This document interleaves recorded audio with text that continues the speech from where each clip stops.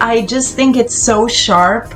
I really liked it. Yeah, it really stands out. Yeah, congratulations. Is it your first time directing? So I've done smaller stuff before, kind of gradual steps up in terms of like resources in terms of making films. So that was definitely the biggest thing I've made so far. And yeah, it was just such a great time making it. I really enjoyed it. Yeah, I'm really happy with how it turned out, and the people I got to work with were so amazing, and it was just a great time. Oh, awesome. Good. Well, you really got a great project. So yeah, so it's really refreshing to see. Yeah, That's so sweet.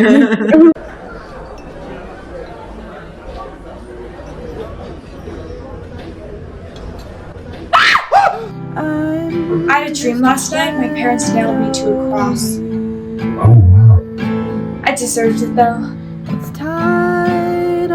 What did you do?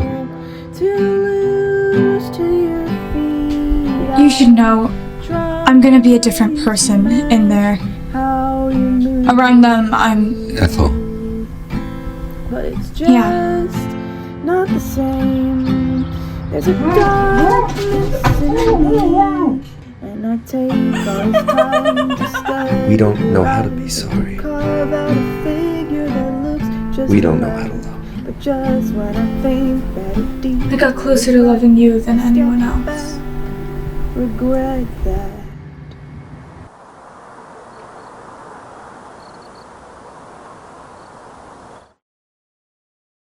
Thank you, everybody. We're here with Morgan Hafke, Emily McAlpine, and Hannah Yellen. This is the wonderful team behind a great film called Potato Heads. And I just want to say I really enjoy this film, so I'm excited to talk to this wonderful team. So let's jump in. Morgan wrote, directed, and produced. So let's start with a little bit of the inception of the film. Where did the thread come from? What was it like mapping out the story? Anywhere you'd like to jump in with that aspect? Yeah, absolutely. Being able to create this was such an amazing experience. I wanted to kind of tell a story of two people who, like, the odds were against them in terms of falling in love, and in a lot of ways it seemed like they wouldn't ever be able to fall in love. But then to be able to find somebody so alike, I think was just a beautiful connection to be able to depict on screen. And I think that their connection is complicated and not the most healthy in sometimes, but like, I think it's beautiful in its own right. And yeah, it was great to be able to show that. Wonderful. And then how did you connect with your partners here? How did you, if you all want to jump in now and kind of, how you connected, what drew you to the story, anything like that? Well, to start, Morgan and I, we met when we first started college, and immediately we clicked like in like creative like aspirations and ideas, and also like our strengths also kind of fit very well together, the way that she's the creative mind and I'm the more logical mind. And when it comes to making films, it just kind of worked really well for her to come up with the idea and I kind of figure out how to put it into action. And we had a film before this too, where we like basically was like a learning experience, and it was like where we learned a lot of how to create a film that we used on this one. And once like Morgan was like, oh, I have an idea. And then we were like, kind of the two of us started like developing it and thinking about it for months before we decided, well, we had decided that we were going to pitch it to the school organization, which ended up like funding us and help on kind of giving us resources throughout the process. But like, yeah, once she had the idea, kind of the two of us like developed it for like basically like a summer and the fall, as we worked on like pitch materials and everything like that. And so I'm always on board with her creative ideas. I think she has like a very unique mind that comes up with these like really great ideas that are very like something that like people can connect to and like are interesting. And a lot of people like when we were finding other people to be on the project just kept being like, I love this idea. And she would like every time I'd be like, yeah, I agree. Morgan's like, oh, really? And I'm like, yeah, obviously they love it. It's a great idea. So kind of from the beginning of the process, I was like with Morgan, kind of seeing how it like went through many changes to become like what it ended up being, pretty much. Yeah, and then we knew that we had something missing in the two of us. I think in large part technical speaking, but also just I just feel like there was always kind of a piece missing, and so we knew that we needed another party involved to make this really work. Because to also like learn from our past projects as well, and so in my class, I was just like, we need to find another producer. So like during my class, I think Emily, what class was it? It was like It was modern feminism. right. It was like like just history. So I was like, does anyone let me know if you are interested in like talking to me about helping out with this film that we're doing. And then after class, everyone was like, I'm interested. And so then we chatted a bit afterwards, and it was just like it clicked. I think that we all just work really well together. And it was just such a fun experience. I feel like we all kind of just bounced off of each other very well, creatively speaking. Yeah, absolutely. Morgan pitched the idea, and instantly I was like, oh, there's going to be murder and chaos and craziness. I am absolutely in. That is my bread and butter. So as soon as she said the premise of the story, I was 100%. I needed to be a part of this project. And luckily enough, we all get along extremely well, and I've made two of my best friends from working on this. That's wonderful. Wow. Okay, there's so much to unpack there. Emily, so that's interesting. You said like crime and murder is your bread and butter. Would you like to expand on that? Like, you know, 'cause yeah. Absolutely. I really enjoy working on films that focus on the monstrous, things that are a little unconventional, and I think that Potato Heads was that to me. I feel like working on horror films and or anything that's slightly macabre, slightly out there, is speaking to people that feel like they are on the outskirts of society, and it really talks to that even people who aren't necessarily seen as quote unquote normal or what everyone expects or wants them to be, seeing these things represented in media and realizing that there's beauty in the dark and in the mysterious is so vital to me. And so I was very, very excited to be a part of a project that really captured that in the essence of there is beauty in darkness. There's also darkness in beauty. So I just think that that's something really important that needs to be focused on in the media. Wow. Very well said. Yeah, no, and I think it's interesting out there for other cinematographers to hear that, you know, of what draws them to a project and what could help them build on the visual aesthetic in terms of behind the lens. So yeah, thank you. Thank you for Of sharing course. that. Thank Yeah. you.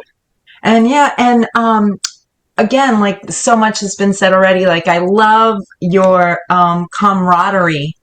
And it seems like it happened pretty organically. So just to give us like a visual, so you all go to the same college and it just kind of just word of mouth kind of picked up, same classes, type thing. Yeah, if you'd like to expand a little more. Yeah. Well, so at our school, most like most film projects have like the way they like split it up, there's like a logistics producer, a creative producer, and a technical producer. I'm And sorry, I didn't ask. I'm sorry. I just wanted to ask, which school do you go to? We shouldn't. Yeah, we Emerson should- College. Emerson College in New Jersey? Boston, actually. Boston. Okay, sorry. Go ahead. Yeah. We and Emily and I are now graduated, but Morgan's finishing her last semester. Currently in my dorm room. But yeah, we where was I? Oh yeah. So there's like those three producers, and a lot of times all three of us have worked on a lot of other student projects, and it's very very common that those three producers don't get along. I've worked on another project where there like we shot for like 3 days. There was supposed to be 3 more days, but after the first 3 days, there was some sort of like argument that happened between the three of them, and like I don't even know what happened, but like we literally just didn't finish even filming it, much less like anything like.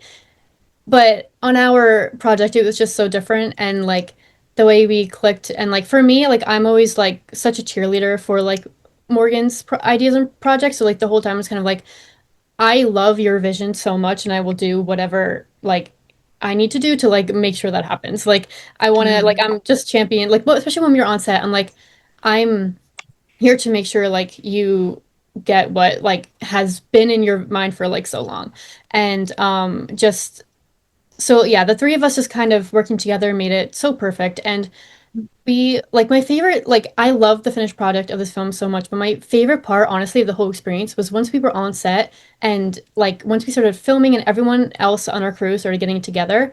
That was my favorite part of seeing all these people come together and click and just have such a good time. And I was like, I feel so proud that like we were able to bring all these wonderful people together and like create this wonderful environment that made it like a community of these people that all like became friends. And it was just so nice to see. And like I was so happy that we made all the right decisions when we hired these people, and like it made it really wonderful that we were able to create that community. I think it did come from the three of us already having this great foundation that we were able to make like just a great like set experience for all those It was really awesome. A lot of the people that were on this set are still very, very close to this day. We still talk with all of them. So it's not just us that are really close, it's that everybody, every single person that was on this project, we still are very good friends with and love to see and spend time with. So it's the entire project is not only Morgan's passion project, but everyone's passion project because we all became such good friends during this. And I think you can really see that through the piece, how much all of us really got along and really enjoyed being around each other, how much fun we had. Yeah, I just feel like it's so important to be able to surround yourself with people because everyone here believes in each other so much. And that goes to the producers and all, the cast, the crew, everyone. Just it's such a supportive and just like uplifting environment that I think that because when we decided to like hire people and select people, I think a big thing is also just like how they work with other people. And so I think that we had a very friendly environment on set. And I think that when there's so many decisions to be made in projects like this, even if sometimes it can be difficult to believe in yourself. And so to be able to surround yourself with people who believe in you for you is, I think, important. And I think those are the connections that are important to make. And I'm just grateful for both of you because it was just a great time. Aw. This is such a beautiful interview. I love it. And I think you ladies hit on something so huge. I say this too all the time, like it's not money that makes movies, it's passion and people. And sometimes I think you could pay somebody in a strong, a huge amount of money and they still won't have their heart in it and it won't come out as good. And sometimes you could pay somebody, with a lunch, let's say, and, they love the project and it'll shine through. And I think you've all like discovered that, the story and the production, it just speaks volumes on how well you all work together. Just bravo, brava. I want to get into, because I love it. Like I look at it as like, a fight club, like in that kind of vein. So I want to know, like, what other movies maybe, were you watching or you have been influenced by that kind of bled into this? There's a lot. And yeah, we got Morgan was like, when she was about to start writing, she was like, these are the list of movies I want to watch before I start writing that are like, we were very focused on inspiration. So, yeah. We got the originals is our favorite movie, Bottoms. Almost Famous. Comedy. Yeah. Almost Famous. I think just again, like that kind of connection and a lot of the cinematography that Emily was able to kind of reflect as well. What else we have? We have Bonnie and Clyde is an obvious one. Lisa Frankenstein. What am I missing right now? Also, like, I mean, we just use like Your number one you're missing, Morgan. Yeah, Scott Pilgrim. Did I say that? Yeah. I love Scott Pilgrim. Whoever hasn't seen Scott Pilgrim, watch Scott Pilgrim. It's really good. Yeah, a lot of like it's definitely a mishmash, but there's a lot of things like, oh, the comedy is straight from like our favorite comedies that we find really funny, and like, and then it's like obviously themes from like things like also Heathers was a big one too. Oh, Heathers like yeah. Bonnie and Clyde, stuff like that, where it's like, oh, these two people are killing people. But then kind of putting our own like romance on it, like an Almost Famous kind of way, and kind of bringing all these. Oh, we also Pearl was a And big Criminal Minds. We watched yeah, I watched a your lot of Criminal favorite. Minds. It's very like, oh, I need like I want to really think about how they're like they're sociopaths and they're psychopaths and like think about their like motivations and stuff. And like that was important to her too. And like yeah, so it's a big mishmash of a lot of things that we really loved. Those being like the main ones. Yeah. I also think it's really important to like in both the media that we consume to prepare for it, as well as just like throughout writing, to kind of meet the characters with a certain amount of empathy because they're also struggling. It's like a weird balance of they are creating harm with what they do, and like yeah, it shouldn't be encouraged by any means, but like they're also like I feel like a big theme that we wanted to portray while making this is that like everyone's deserving of love and everyone's deserving of at least one person that fully understands them. And I think that's why Ethel and Jamie's relationship kind of stuck out to me so much was because even if they have their issues, it kind of them being able to understand each other was what was really important to show, I feel like. Yeah, no, I again, you touched on so much there. Like, there's a lot going on, but it still feels like an even tone, you know. So I think you've captured that really, you know, well. It doesn't feel like sporadic or anything, you know. I love the little things like the toilet paper guy. I thought that was hysterical in the beginning. And what I liked too, and you just touched on there too, was when she's looking at the crucifix and goes, I don't think he likes me. I think that's so important and so missing, you know, people, you know, opening up about that, just allowing people to have that discussion that like, wow, like, I wonder if the creator of the universe, you know, is actually accepting of me or accepting of my actions. So I just thought that it was great that you had the courage to kind of confront that. So I want to know, like, what was the thinking behind that? Yeah, if you want to discuss that a little bit more, you know. Yeah, I think that religion is a big theme when it comes to Ethel's character, and that's both shown with how she was raised and how she looks at herself and her identity, where she was raised Christian, you know, she as a family and her family both believe in God and like traditional standard upbringing. And I think that a lot of times she feels like her true self isn't aligned with how she was brought up. And so she has a certain amount of belief in what she's doing, but also she almost feels like it's not enough, and the fact that she struggles with believing that she could ever be loved by anyone, and to be able to find someone like Jamie kind of shows that worth. And so she goes through kind of identity crisis throughout the entire film, where she doesn't really know how to align herself in terms of identity. She goes from Audrey to Marilyn to Ethel, and she's kind of just trying to structure her own self around to despite what her parents kind of aligned for her.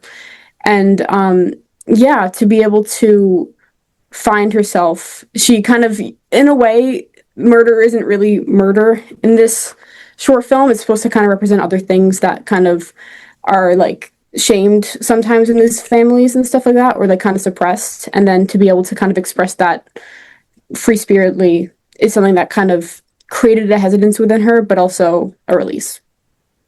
Yeah. Something else, like, especially with like that line, like, of course I believe in God, I just don't think he likes me very much, which is one of my favorite lines. But I think it's kind of like the commentary on religion to say like it's not God who like makes your life, you know, determines the good or bad things in your life. It's the people around you and their actions towards you. You know, it's not it's and it's all, you know, religion isn't something that should control your whole life because then you end up suppressing something that only comes out in worse ways like that, you know? Interesting. Yeah, no, again, I just think it's such a brave movie. So yeah, no, so I really appreciate that you've taken on these themes. What was, because the performances were great. What was the casting process like? Um, yeah. It was so good. Sitting in a windowless room for about 13 hours. It was rough. For 3 days straight, pretty much. Yes, 13 hours for 3 days, but it was a blast. Basically, we had a long list of people who were excited to come out for the film, and we had them come in. Obviously, we read lines with them, and we just jotted down our favorites, and we took videos of everyone that came in, and we rewatched them. We went over them about 50 times, and then we brought in our final 5 for about each character and narrowed it down from there and there and there and had them read the most emotional scenes. And at the end, it was really, really difficult for us because so many talented people came out for this. But in the end, we picked, in my opinion, the most perfect characters we could have. And I'm really, really happy with the actors that we got. Yeah. No one else could have been as perfect as, especially the 2 of them. Yeah, Jack and Zoe, great people. They were so great to work with, amazing actors. Incredible chemistry. Yeah, they just did phenomenal like good together. friends too. Like it just all clicked with everyone. Yeah. I think that's another thing, like I was saying earlier, the importance of obviously hiring talented people, which they are, but also people who are good to work with and like are good to collaborate with as well. And I think the people that we chose, including also Natsu and Rainer, and I just like the potato head man. Yeah, I was the guy with the potato sack over their head. I think everyone was just so amazing to work with, and it was definitely a lot of decision making throughout the whole process, and we were very drained by the end of it. We full on drew. We had like a whiteboard in the empty room, so we drew a window to kind of give us a little bit of sanity. We just needed to see light in daytime, even if it wasn't real. But yeah, I think at the end, I definitely think we made the right decision. It was just a great experience being able to work with everyone. Wow. And the way they do it, but it was all worth it to find the right people for sure. Wow. Yeah, no, definitely. Again, I can't say enough good things about this film. I wonder, are there plans to expand it into a feature at all? Or what are your next steps? I'm sure you all are going to work together again, right? Absolutely. Yes. So. Yeah, I think Potato Heads, like I love it so much as it is. Like I feel like if it was ever going to be something different, it would have to be like very different, I feel like, because I just love this version of it. I really do. And like, but though if there was an expanded version, my take is that there needs to be a musical number. Yes. A lot of dancing, I think we need a prequel of like Audrey bringing people into the shed and like other identities that she had before Audrey even occurred in her brain. We got to get another classic 50s movie star to have her name after, maybe Sylvia Plath or something. I don't know.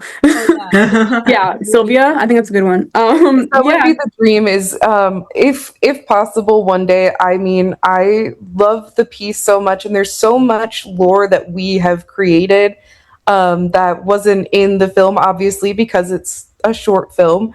But if we were ever able to create a feature length, I think that would be so incredible, just so people could get an even better understanding of what we were trying to get across. I think the film as it is now is super lovely. I think that we have a lot of really wonderful messages, but I think there's even more we could do if we could make it into a feature, give some more background and share a little bit more about who these characters are, what their lives are, because we know what they are. We have a lot of that information that we weren't able to put onto the screen that I would love for other people to see and get to know, because this world building and the story that Morgan has created, we've really expanded upon it. So I personally would love if we were able to.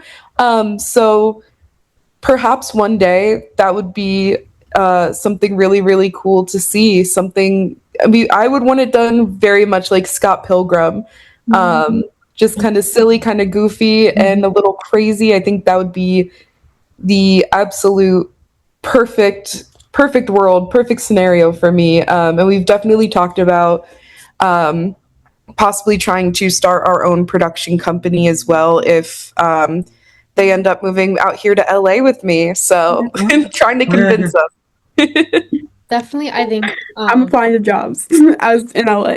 So the amount of like world building and character building that we did that's was nowhere near getting even into the film, but like we had so much like to give the actors to go into the role with. Like they had like notebooks and like pages worth of stuff to like go into the character with that really helped them, and like just and because we enjoy doing that, we enjoy like we really enjoyed and had a great time like just expanding on the story and expanding on the characters. That like there is so much that didn't make it in, but it's still like very important for us to know even for making the short. But like yeah, it could Absolutely.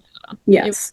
And a little behind the scenes detail that you might not even know, you definitely wouldn't know from watching the film, is did you know that Jamie's grandmother the lore is that he lives in his grandmother's house, hence who died, which is why he lives alone. and she died in a skiing accident.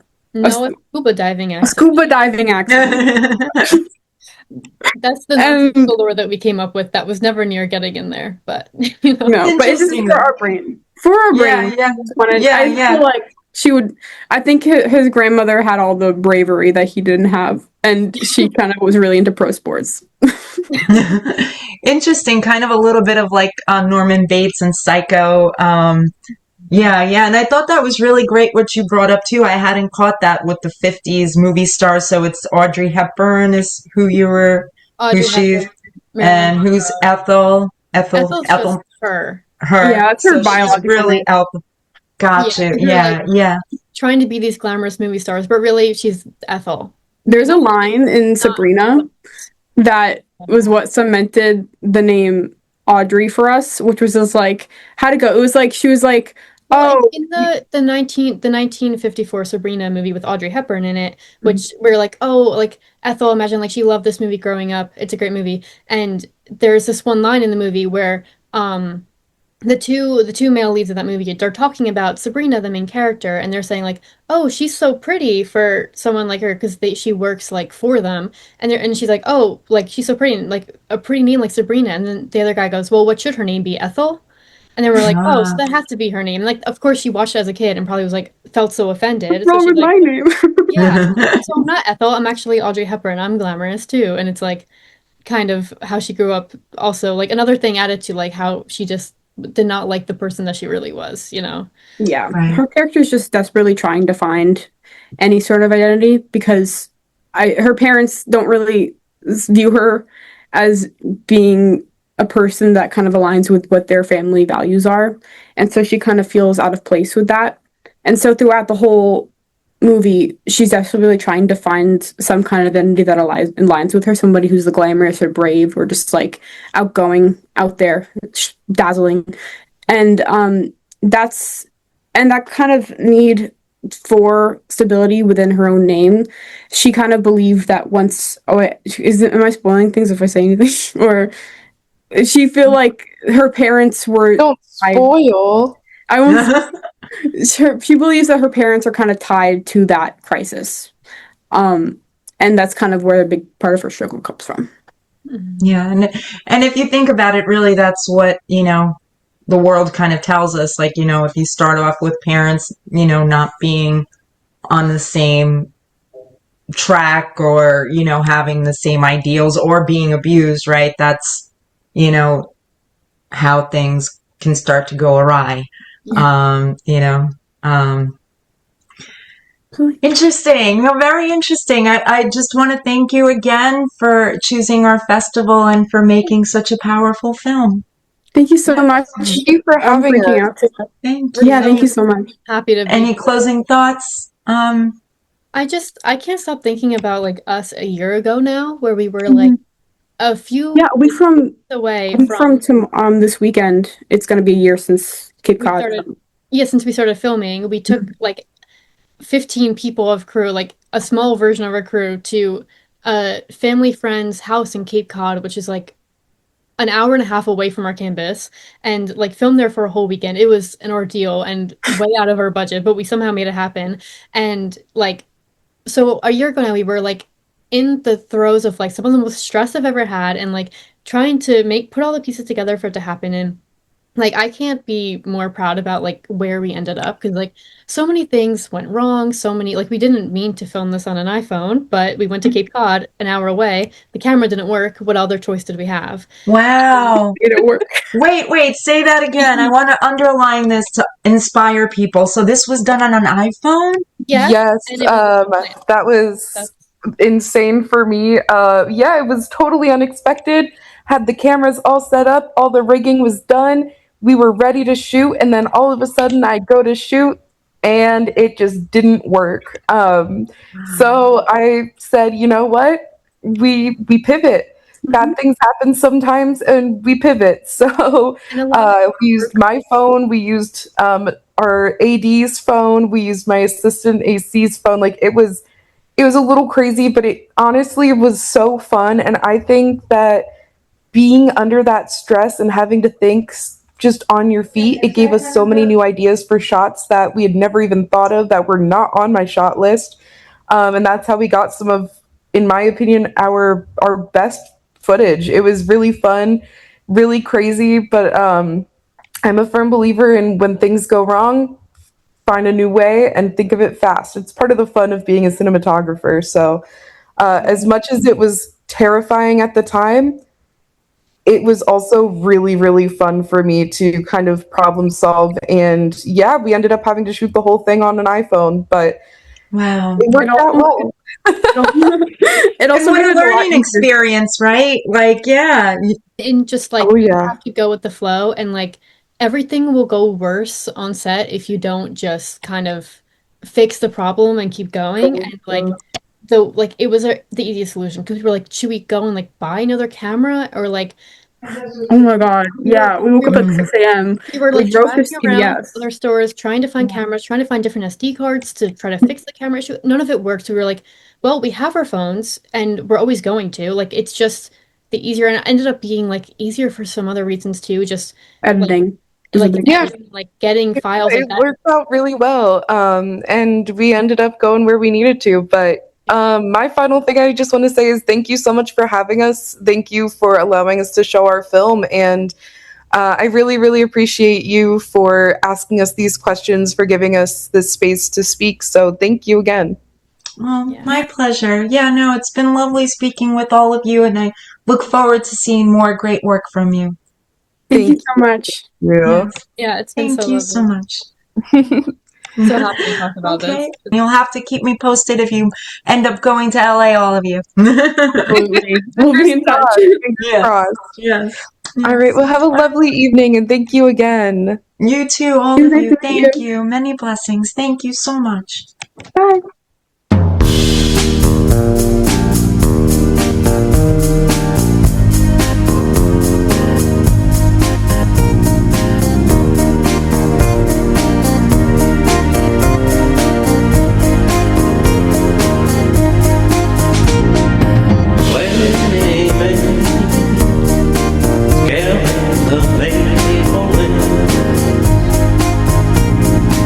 Sword fight, king of the hill. Fireflies and jars to buy